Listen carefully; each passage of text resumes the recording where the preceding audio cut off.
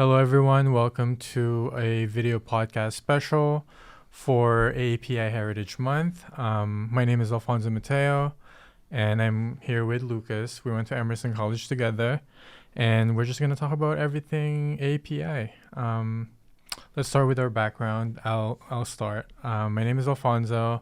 I am 100% Filipino, born and raised in the Philippines, and I am the programming manager here at CCTV, and I write on the side. What about you, Lucas? Oh, my name is Lucas Ragus. He, him, his. I forgot. He, yeah. him, his too. Yep. You're good. I am Filipino and white, which is funny. Most of the time when people learn that, they assume that my mother's Filipino. My dad's Filipino. And my mother is white. So a lot of people. I know a lot of people. That's interesting. But it is interesting. My dad's Filipino, born and raised there. Nice. Immigrated here when he was about 25, 26. And then I work at the Loop Lab, which is both in Central Square and in Kendall Square, a nonprofit both focused on education and media arts and diversifying the field for people. Yes, yeah. We love the Loop Lab. Well, let's jump right into it. What are you most proud of in terms of your AAPI background? It's a pretty loaded question because there's a lot of aspects. It's like, is it the culture? Is it food, music, the country itself? Like, yeah. Well, I'm incredibly proud to be Filipino, but specifically Filipino-American too. I feel like that's it's a very different experience.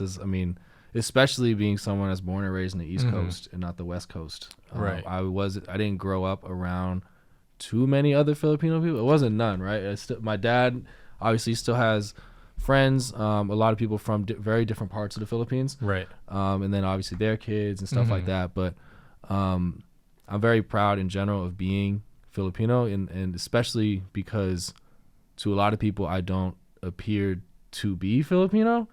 A lot of people, maybe at first glance from far away, right?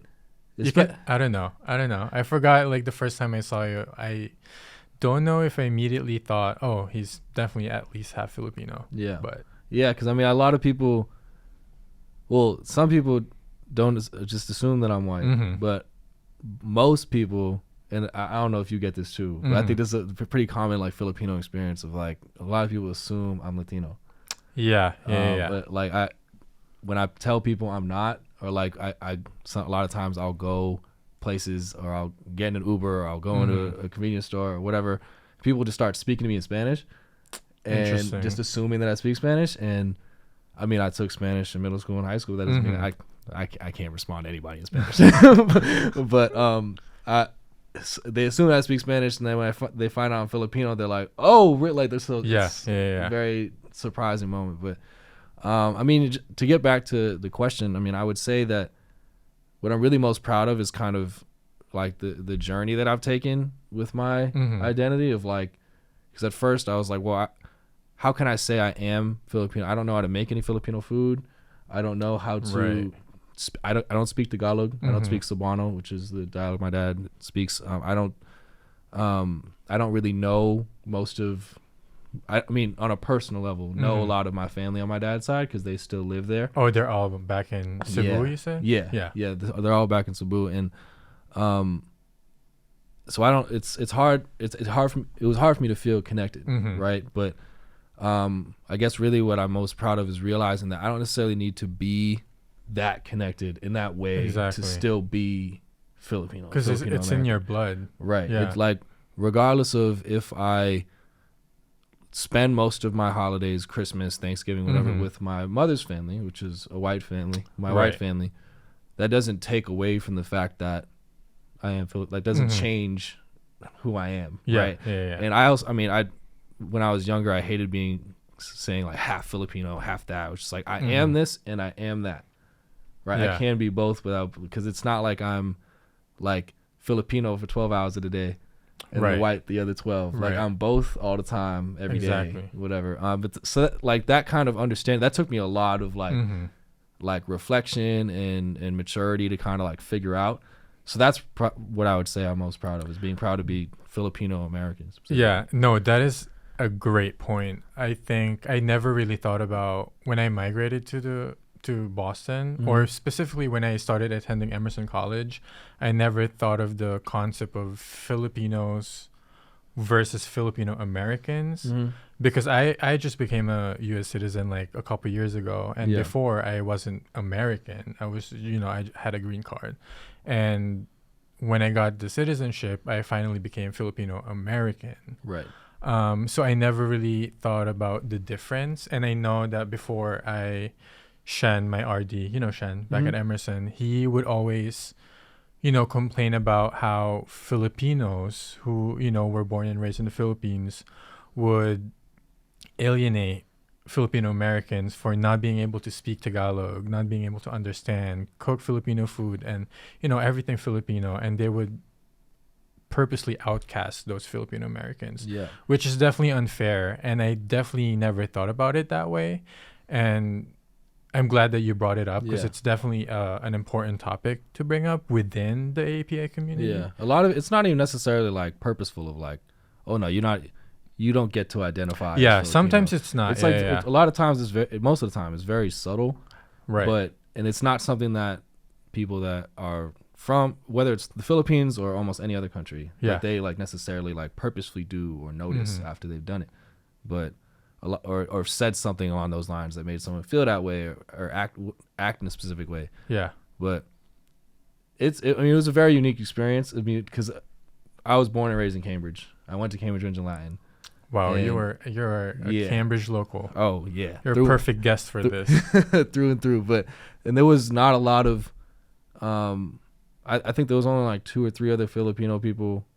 That's not a lot at all. Yeah. At a high school that had almost a little more than 2,000 kids. Yeah. Right. So then I went to Emerson, and I met one of my best friends now, Ranton. Yes. Who's obviously born and raised in the Philippines. Moved back to the Philippines after Emerson from Manila, and we talked a lot about this. And he was just like, we talked about like the different experiences that of like how I see what it means to be Filipino versus how he sees it, and like. I mean, there's a lot of things in common, right? Like the language, the food. I mean, food's amazing. Right. But like that is gonna stay. Like that's like probably one of the main things about Filipino culture. But it's all just like the relationship between like parents and child, right? Like that a lot of times is very different. Or like how they behave at school, and like a lot of these other things are super different. Right. And just growing up in general. Right, because I mean, I grew up in a situation that was very much, I was bringing a different culture to the table than everybody else, where he was growing up in a situation where everybody was 100% like all Filipino, both Filipino parents, Filipino grandparents, like all of that. It was all super consistent across the board, and a lot of the different things that came with that. But no, I mean that doesn't change my pride in being Filipino. It shouldn't, or being AAPI, right? It's, and I wouldn't say that this experience is unique to being Filipino either. It's definitely the case for people that Chinese, Vietnamese, Thai, like and other countries in Asia. It's a very similar experience because there's a very large Asian population in the U.S. and then it complements itself. Thank you for bringing that up. And I agree with the East Coast versus West Coast point. There's definitely, when I migrated to Randolph, Mass, which is like South Shore, it was, I attended Randolph Community Middle School, and I was expecting, from watching American media in the Philippines, I was expecting like, predominantly white students, I'm going to be in a white school. And then I attended a predominantly black school with like, I think 2 other Filipinos. So pretty much the same experience, but I was definitely, it was a culture shock for me. And I don't know, I just didn't know how to assimilate with that community. Oh yeah, it's a crazy, East Coast versus West Coast is a crazy, crazy difference. Yeah, because I know there's a bunch of Filipinos, especially in Yeah. Right, California. because I think when I was in like middle school, high school, around Yeah. that age, that whole like when I was younger than that, and even like all throughout high school, I still felt like I felt very like alienated when I would talk about Yep. being Filipino, like because no one would be able to like relate what I'm Mhm. talking about. And when I found out that Filipino people are one of the largest like immigrant populations in the U.S., I was like, nah, somebody's lying. Yeah. Like they're all on the other right, coast. but like everybody's in California or Exactly. or just somewhere on the West Coast Yep. or that part of the. And then when I went, I would go and visit my friends or just go on Mhm. vacation over there. I'd be like, oh, they actually got Filipino restaurants over here. And I was like, A that doesn't even bunch. exist over here. Like they got they got Jollibee, they got Max's, like other Right. like chain restaurants. Yeah. We don't even have Our Jollibee a is like restaurant. 4 hours away in New York City. right. Like that's like the closest one. Yeah, The closest. To Cambridge, the closest Filipino restaurant I've been to is in New York City. Yeah. I mean, there's a lot of places around here that have like one or two Filipino dishes, Yes, on But, their like, menu. Yeah. right? But it's all like the restaurant is like an Asian fusion restaurant, and like there's Absolutely. also like Cambodian food, Mm-hmm. Thai food, whatever else like mixed in. Yeah, there. yeah. I wonder if weather plays a huge part with that kind of like migration from the Philippines to California Yeah. instead of like the East Coast where, it snows and Yeah. it's cold. I mean, the snow is definitely a big part of it. Like my dad moved here Mhm. because of my mother. My mother's from here. Mm. But if he could choose, if he could have chosen then, Yeah. he probably wouldn't have chosen a place that snows, right? Yeah. But yeah, I think a big part of it now is like people in the Philippines know there's a very big Filipino community throughout California.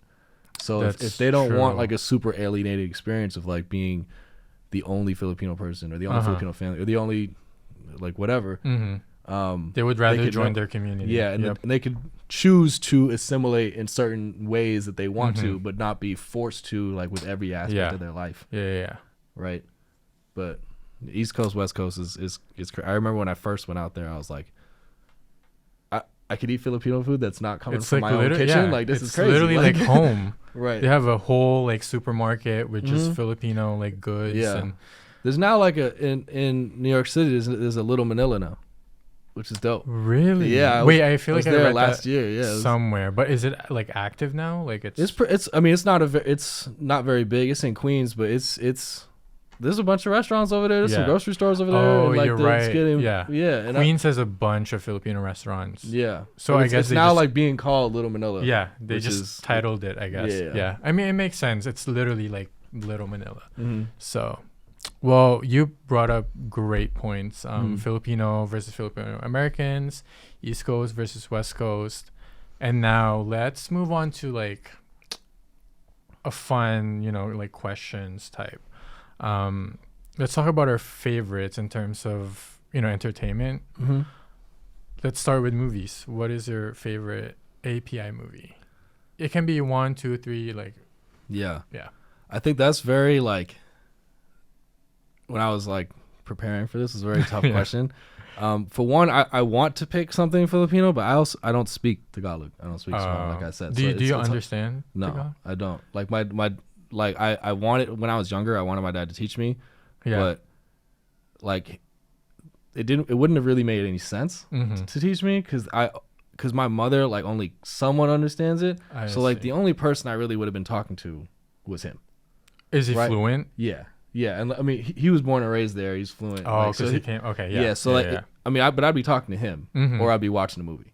Or Yeah. and at that point it's like it was like a not really worth Right, it type right. of trade off. But like Right. personally, I still want to learn. But Yeah, like, yeah. I don't now. So I would say getting into my favorite movie for AAPI, it's not necessarily Filipino, but I think I would say Lion is one of my favorite ones, which is Oh, with Dev Patel. Yeah, that's a good yeah, movie. it's very very good movie. It's based on like a Indian family where the youngest son I think gets lost and then he ends up finding his family again. Yep. Um, Towards like the Yeah. end, yeah. Yeah. When he like grows up and yeah, once he's like 30 something years old, he Yeah. finds his mother again. Very he was- touchy, he very touchy was- story, but adopted by I think an American white family. parents. Yeah, I think yeah.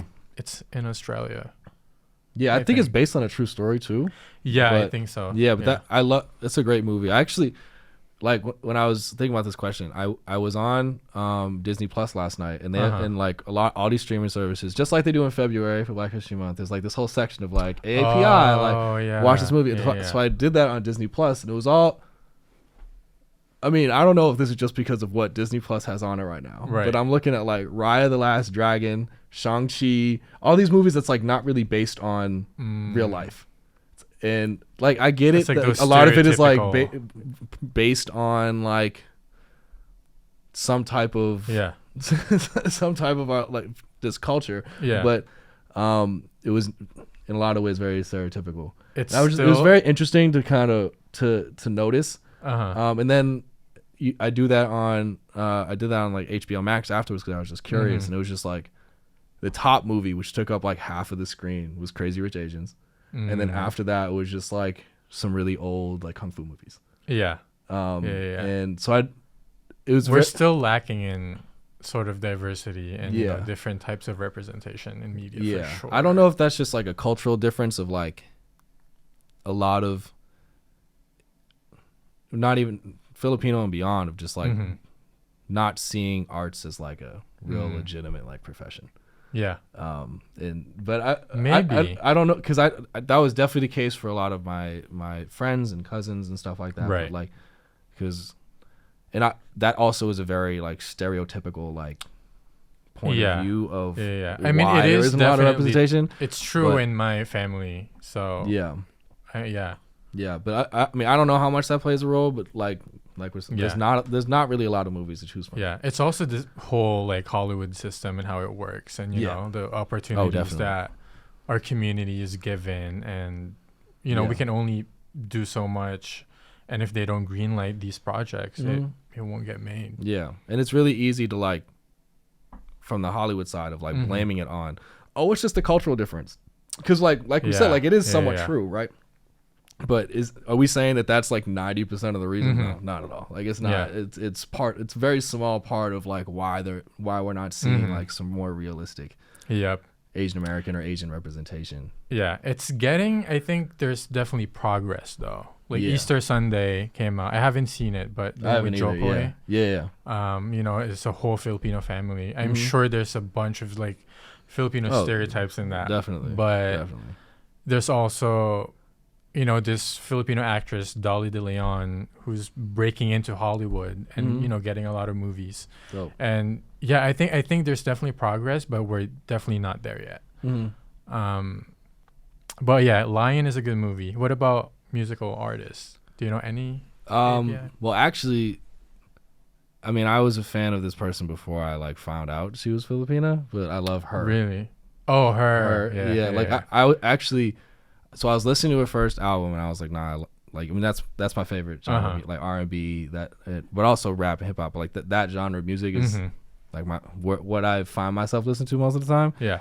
And I was listening to her first album. She's promoting her second one, or like an EP or something. And I saw this video on Instagram or somewhere online, and it was just her making kare kare. It was just like, this is my favorite Filipino dish, and I was like, hold up. Oh, and that's how you found out? I was like, what the hell does she know about this? Whatever. And she was talking about how, I think it's her mother that's Filipino, and I was just like, this is crazy. Yeah. And it was, I think a lot of the people, a lot of like in terms of music artists, that I really like, that I like find myself listening to most often, are like similar to me, like one Asian parent. Gotcha. Right. There's a lot of half Filipino musical artists. I mean, Filipinos be singing. They do. They love karaoke. If there's anything Filipinos do, it's eat, play basketball, and sing karaoke. Yeah, that's facts. It's not even a stereotype. It's just a fact. Yeah, and you start singing karaoke at like 5. Right. As soon as you can hold the mic, you're singing something. So it's not all that surprising. Like there's a lot of celebrities that I was just like, damn, you Filipino? Yeah, like Bruno Mars. Yeah, that wasn't very surprising to me. especially because a lot of people Bruno? are making jokes about like Bruno just being so racially ambiguous, but I feel like that's what all Filipinos look like, is super racially ambiguous. Especially if you're half. Oh yeah, Like you cannot tell, you know, right. like which you're just half it guessing is. at that point. Exactly. Yeah.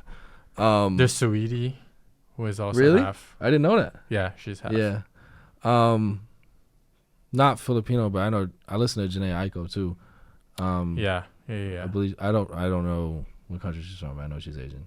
Yeah, I know she's part Asian. I don't know exactly what. And like I mean, when I was younger, watching like really like much younger, watching High School Musical, Vanessa Hudgens. Half Filipino, Yeah, but there's so many people. Yeah. So many people. It's not, like a lot of people when you think, especially even now, like when you think about like, oh, who's some famous Filipino people? People just think about Manny Pacquiao, Right. which makes perfect sense. Yeah. Or it's like a very, or maybe Joe Coy if they like stand up. Now, yeah. But Yeah, like yeah. that's like the end of the list.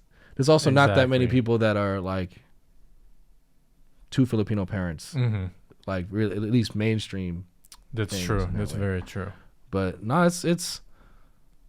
I want to expand in that way, but I mean I listen to mostly American music. Yeah. So if Asian American, if they come, if I like it, I like it. I most of the time when I listen to musicians, I just recognize their name and I'm like, nah, I like this person. That's it. I don't really like look unless there's like some problematic Right. thing going on there. I know one Filipino American like rapper. His name is Pilo. Okay. I I'll have to look only into know him. like one song from him, but it's a bop. It's called Same Squad. Okay. How do you spell it? Pilo? How do you spell Pilo? P-L-O. Pilo. Oh, I've heard of him then. I'm pretty sure that's the name. I'm pretty sure that's the Okay. name. Yeah. I'm gonna have to listen. I'm gonna have to But listen to him more. Bianca introduced me to him, and That's- it's actually about. And they played is that surprising. exact song in a Marvel show. I forgot which one it was. Oh, okay. It might have been. Not surprising Bianca let you know who that is, but Yeah. She's very into like the music industry. yeah. So I'm trying to remember which Marvel movie they used it in. Was it Shang-Chi? No, it's not. Shang-Chi did use a Filipino song though, but I don't think it's the same one. But anyway, it was used in a big movie, and that's all that matters, you know. No. Okay, so to wrap things up, what are your hopes for the API community, for our community? I can start if you need to think about it. Yeah, you go ahead. You go ahead. Well, we kind of touched on it already earlier, but the representation, expanding it Yeah. into, other types. It doesn't have to always be martial arts, like dragon related, Asian movies. Yeah. It doesn't always have to be East Asian, there's a Right. whole Southeast Asia, Philippines, Vietnamese, Taiwanese, like, there's a bunch of other kinds of like Asians out there, and we need to make more stories about those people, about those communities. Yeah. So I would say like definitely we can do better in terms of representation. Yeah. I see some progress, but not fully there yet. We can definitely do better. I mean, we can always do better in a lot of things, but Asian API representation, like definitely. Yeah. In terms of my hopes, I think it kind of relates to something we were talking. Somewhat relates to something we were talking about earlier, but in general, of like getting on the same page about a lot of these things. I feel like a lot of Asian people are on very different, like there's a very different like what Asian American people want versus what Asian people want, and like kind of one accepting that we're all part of the same community, regardless of like where you grew up or like True. how many of your grandparents are Asian or whatever. Like if you identify as part of that culture and that's part of your family, then like it is what it is. It doesn't need to be more complicated than that. And I think unlike a lot of, actually most kind of like racial distinctions it's just so broad, but Asia's huge, right? Like a lot of what we're talking about, like we talked about East Asia. We talked like a lot of the movies that when we talk about representation, a lot when Hollywood thinks about Asian representation, they think about East Asia. It's always Think about almost Japan, always. Korea, China, like Exactly. like that, and which is all well and good, right? Yeah. But then there's Southeast Asian, which is Philippines, Cambodia, Vietnam, Thailand. Then there's also South Asian, which is like India, Pakistan, Afghanistan. Like, and I mean, we didn't even talk about Bollywood, which is like its own thing, right? Little system. But because there's so much going on within this one kind of like racial breakdown of like how could we how could we like progress as a group if we're not to say that we're gonna have a team meeting, right? Exactly. Because that's not how it's gonna be. But it's because there's there's a lot of communities clashing amongst each other in the API community.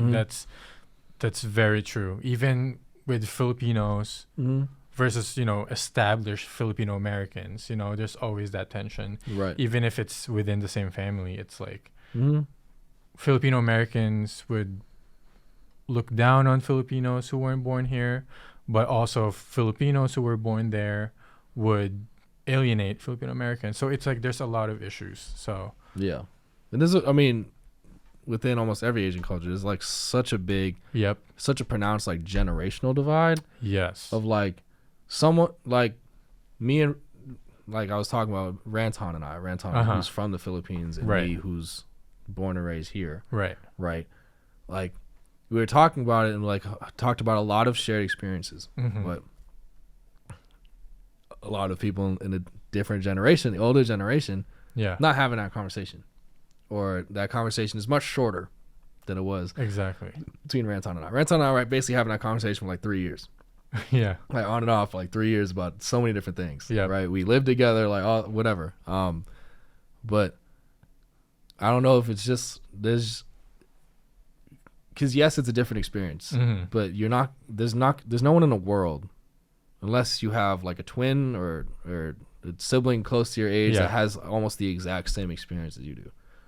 Right. Regardless of if you were born and raised in Cambridge or born and raised in Manila or in Hong Kong or Dubai, wherever. It doesn't matter. So it's recognizing that regardless of where you're born, Asian people are everywhere.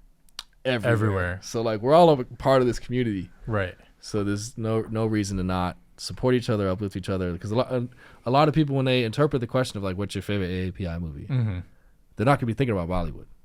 Exactly. Right. Because like even like we said, we're seeing it as like an entirely different thing. Thinking, oh, they're talking about Crazy Rich Asians. Oh, have I seen a Bruce Lee movie? Are we counting Rush Hour? Like. Right. Stuff like that, right? They're thinking about Kung Fu. They're thinking about dragons. They're thinking about this stuff that you're talking about, which I agree with you. There needs to be some variety. Like think outside the box. There's definitely a lot of existing movies out there that aren't even American films. Like, in these international films, a lot of my favorite movies, API, are like from Taiwan, Korea, so just expand your perspective, like just be open to other representations outside of America. And it doesn't like to be an Asian story, all it needs is to have Asian people in it. It doesn't have to be about some kid defending his family's honor. It doesn't have to be about like anything more complicated. Like could just be a romantic movie. Could just be a rom-com with 2 Asian people in it. Exactly. It could just be. It could just, even if they never go to Asia, they never talk. They're not going to wherever they're like talking to their family about these traditional values of a wedding. Whatever.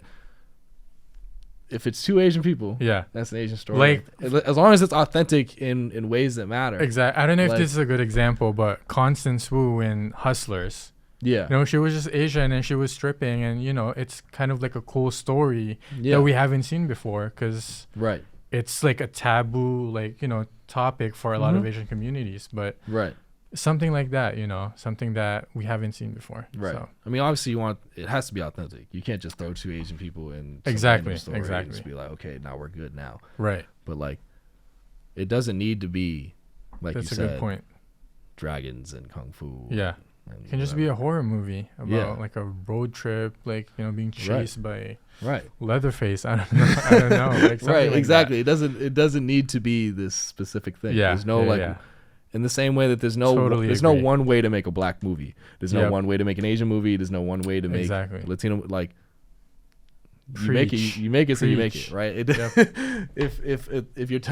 the person writing it, people directing, part of the producing team, people on camera. Yeah. If you have some Asian representation there, that's an Asian story. Yeah. Right. I agree. Well, thank you, Lucas, for sharing your experience with us, and really bringing up great points and issues and just conversations that need to happen within our community. Yeah. So thank you for taking your time being here on this podcast. And thanks, Lucas. Great. Thank you.